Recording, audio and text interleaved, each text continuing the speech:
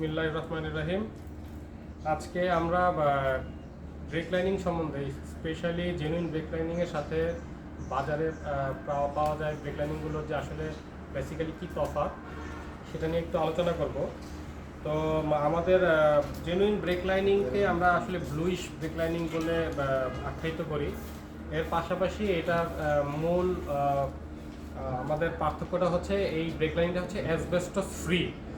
Asbestos হচ্ছে আসলে break lining উৎপাদনে যে র মেটেরিয়াল থাকে তার মধ্যে একটা মিনারেলস বা খনিজ একটা উপাদান। এটা মূলত আসলে একটা ফাইবার, যেটা আসলে আমরা যখন ব্রেক লাইনিংটা উৎপাদন করে ওই র মেটেরিয়াল থেকে তখন এই প্রোডাক্টটাকে এক্সট্র্যাক্ট করে ফেলে দেওয়া হয়। কিন্তু লোকাল যে ব্রেক লাইনিংগুলো থাকে ওই লোকাল ব্রেক লাইনিংয়ের মধ্যেও এই অ্যাসবেস্টসটা বিদ্যমান থাকে। আসলে অ্যাসবেস্টস কি? অ্যাসবেস্টস হচ্ছে আসলে একটি চুলের 1,00,000 ভাগের 1 ভাগের সমান একটি ফাইবার, যেই ফাইবারটা আসলে ব্রেক লাইনিংয়ের এই সারফেসের সাথে যখন থাকে ব্যবহারের সাথে সাথে আস্তে আস্তে এই অ্যাসবেস্টসটা ধুলা আকারে পরিণত হয়। এবং যখন আমরা এই ব্রেক লাইনিংটাকে সার্ভিস করতে যাই বা ব্রেক লাইনিংটা পরিবর্তনের সময় আমরা ব্রেক হাবসটাকে যখন আমরা পরিষ্কার করতে যাই তখন এই অ্যাসবেস্টসটা ধুলার সাথে বাতাসে মিশে যায় এবং আমরা আমাদের শ্বাস প্রশ্বাসের মাধ্যমে এটা আমাদের ফুসফুসে চলে যায় এবং ফুসফুসে বিভিন্ন ক্ষতের সৃষ্টি করে এবং এই পরবর্তীতে ফুসফুসে ক্যান্সারের আকার ধারণ করে। তো অ্যাসবেস্টসের পাশাপাশি আমাদের এই ব্রেক লাইনিংয়ে আসলে একটা স্পেশাল ক্যাটাগরি হচ্ছে এই ব্রেক লাইনিংটাতে টিএফটি টেকনোলজি দেওয়া হয়েছে, যা হচ্ছে ট্রান্সফার ফিল্ম টেকনোলজি আমরা বলি। আপনারা কি দেখতে পাচ্ছেন এখানে একটা গোল্ডেন কালারের একটা দানা দানা দেখা যাচ্ছে। বাজারেও আমরা দেখতে পাই, বাজারে যে ব্রেক লাইনিংগুলো পাওয়া যায় তাতেও এই গোল্ডেন কালারের বিভিন্ন দানা দানা দেখা যায়, কিন্তু ওটা আসলে রং বা হচ্ছে কালার। আমাদের এখানে হচ্ছে তামার ছোট ছোট কণা ব্যবহার করা হয়েছে। এটার মূল উদ্দেশ্য হচ্ছে এই টিএফটি, যদি আমরা এলাবোরেট করি, এটা হচ্ছে ট্রান্সফার ফিল্ম টেকনোলজি, সংক্ষেপে টিএফটি। আসলে ট্রান্সফার ফিল্ম টেকনোলজিটা আসলে কি? আচ্ছা, ব্রেক আমরা একটু আগে একটা বেসিক ধারণা নেই যে ব্রেক লাইনিং আসলে কিভাবে কাজ করে, ব্রেক কিভাবে কাজ করতেছে। আসলে ব্রেক নর্মালি আমরা যখন ব্রেক প্যাডেলে পাড়া দিচ্ছি তখন ব্রেক লাইনিংটা কি করতেছে, ব্রেক ড্রামের সাথে ঘর্ষণ সৃষ্টি করতেছে। ঘর্ষণ সৃষ্টির মাধ্যমে কি করতেছে, আমাদের এই গতিটাকে আটকানোর চেষ্টা করতেছে। তো এতে কিন্তু আমরা বাজারে কিছু কমপ্লেন পাই যে আসলে আমাদের এবং কম্পিটিশন অনেক ব্র্যান্ডের প্রোডাক্টে যে প্রচণ্ড নয়েজ ক্রিয়েট হচ্ছে। এরকম একটা জিনিস আসে যে হর্নের প্রয়োজন হয় না, শুধু ব্রেক করলেই নয়েজ আসতেছে।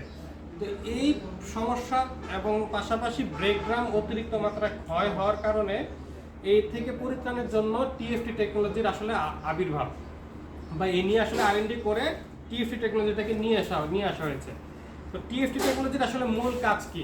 যখন ব্রেক ধরতেছে, ব্রেক শু যখন ব্রেক ড্রামের সাথে ঘর্ষণ হচ্ছে তখন কি হয়, ব্রেক শু এবং ব্রেক ড্রাম দুটোই তো হিট জেনারেট করতেছে না? হিট জেনারেট করলে কি হবে, একটা তাপ উৎপন্ন হবে। তো এই তাপের মাধ্যমে যদি এই ব্রেক শুটাতে যদি তাপ ধরে রাখতে হয় তাহলে এতে আমাদের একটা তাপ পরিবাহী বা তাপ ধারণ ক্ষমতা সম্পন্ন একটা প্রোডাক্ট এতে ব্যবহার করতে হবে। এটা হচ্ছে তামার এই দানাগুলো এটাতে দেওয়া হয়েছে। তো তাপটা যখন ধরে রাখে তখন কি করে, দুই পাশে তাপ উৎপন্ন হচ্ছে এবং তাপটাকে ধরে রাখতেছে। আলটিমেটলি একটা ম্যাগনেটিক ফিল্ড ক্রিয়েট হয় মাঝখানে। এই ম্যাগনেটিক ফিল্ড ক্রিয়েট হওয়ার কারণে এই ব্রেক ড্রামকে যতটুকু মানে স্পর্শ করে ব্রেক করা প্রয়োজন ততটুকু স্পর্শ না করেই আসলে আমাদের কাঙ্ক্ষিত ব্রেক আমরা পাচ্ছি। এতেই ম্যাগনেটিক ফিল্ড কি করতেছে, আমাদের ব্রেকটাকে আরো স্ট্রং করতেছে উইদাউট এনি নয়েজ ক্রিয়েশন। এবং এতে আমাদের একটা সুবিধা হচ্ছে যে আমাদের ব্রেক ড্রামও বেশি ক্ষয় হচ্ছে না, আমাদের ব্রেক শুও বেশি ক্ষয় হচ্ছে না। আপনারা একটা কমপ্লেন পাবেন অনেক সময় বাজার থেকে যে আমাদের ব্রেক শু যদি আমরা আমাদের কাস্টমার যদি কিনে নিয়ে গিয়ে গাড়িতে লাগায় তাহলে ব্রেক শু ক্ষয় হয় না। ওনাদের একটা কমপ্লেন হচ্ছে যে ব্রেক শু আমাদের ক্ষয় হচ্ছে না, কিন্তু বাজার থেকে ব্রেক শু আনলে ব্রেক শু 3 মাস 4 মাস পরেই ওনাদের আবার পরিবর্তন করতে হইতেছে। তো ওনাদেরকে আসলে বুঝাইতে হবে যে আমাদের এই প্রোডাক্টটাতে টিএফটি টেকনোলজি ব্যবহার করা হয়েছে, এতে আপনার ব্রেক ড্রাম এবং ব্রেক শু দুটেই ভালো থাকবে এবং আমাদের ব্রেক শু অনেক কম ক্ষয় হবে। আস্তে আস্তে প্রায় বছরখানেক পরে আপনাদের এই ব্রেক শুটা পরিবর্তন করা লাগতে পারে। তো এর পাশাপাশি আমাদের এই ব্রেক শু এর মধ্যে কিছু স্পেশাল ক্যাটাগরি আছে, যেমন এটা হচ্ছে আমাদের 350 ডিগ্রি সেন্টিগ্রেড পর্যন্ত তাপ নিতে পারে। এতে আমাদের ব্রেক শু ফেটে যাবে না। 350 ডিগ্রি পর্যন্ত আমাদের ব্রেক শুটা এটা তাপ নিতে পারবে, সহনশীল ক্ষমতা আছে। কিন্তু বাজারে যে ব্রেক শুগুলো পাওয়া যাচ্ছে ওটা অনেক সময় দেখা যায় বেশি তাপ যখন হিট পায় তখন এগুলো অনেক সময় ফেটে বা ক্র্যাক করে যায়। আবার একটা জিনিস পাওয়া যায় যে বাজারে যে ব্রেক শুর সাথে কিছু রিবেট পাওয়া যায়, রিবেটের কোয়ালিটি খুব খারাপ থাকে বিধায় ব্রেক শু অনেক সময় ব্রেকের সাথে সাথে খুলে আসে। এটা অনেক বড় একটা রিস্কি জিনিস।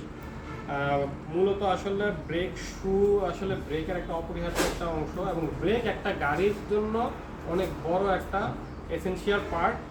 আমরা গাড়িকে ইঞ্জিন দিয়ে আসলে চালনা করা খুবই সহজ, কিন্তু ব্রেক করে আসলে দাঁড় করানোটাই হচ্ছে আমার একটা ম্যানুফ্যাকচারিং কোম্পানি সবসময় বলে যে ব্রেকের প্রতি সবসময় খেয়াল করতে, ব্রেকের আইটেম কখনোই রিপেয়ার করতে না করে, ব্রেকের আইটেম সবসময় বলে যে আপনারা রিপ্লেস করেন। এর পিছনে সবচেয়ে বড় কারণ হচ্ছে গাড়িটাকে গতিশীল করাটা যতটুকু না সহজ, তার থেকে কঠিন হচ্ছে গাড়িটাকে স্থির করা বা গাড়িটাকে দাঁড় করানো। এর জন্য ব্রেক সিস্টেমকে কখনোই আমরা মডিফাই বা হচ্ছে রিপেয়ার আমরা রিকমেন্ড করি না।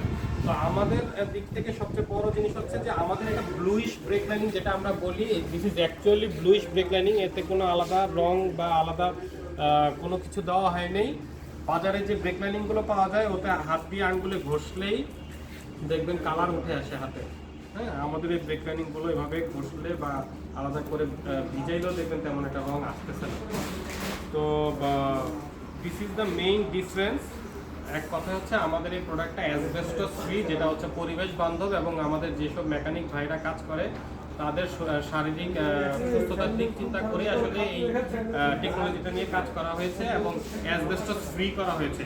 তো অ্যাসবেস্টস ফ্রি করতে গেলে তো আসলে একটা আলাদা টেকনোলজি ব্যবহার করতে হয়েছে, তো এর জন্য একটু খরচ বেড়ে যায়। তো বাজারে ব্রেক শুগুলো পাওয়া যায় তার থেকে এই দুইটা টেকনোলজি, একটা হচ্ছে অ্যাসবেস্টস ফ্রি আর একটা হচ্ছে টিএফটি ট্রান্সফার ফিল্ম টেকনোলজি, এই দুইটার ডিফারেন্স থাকার কারণে আমাদের ব্রেক শুগুলো একটু দাম বেশি হয় এবং এটার লনজিভিটি বেশি। যদি আমরা দিন এবং কিলোমিটার হিসাব করি তাহলে অবশ্যই আমাদের ব্রেক শুগুলো খরচ অনেক কম। তো আশা করি আপনারা এই ব্রেক শু ব্যবহারে সচেতন হবেন। Thank you.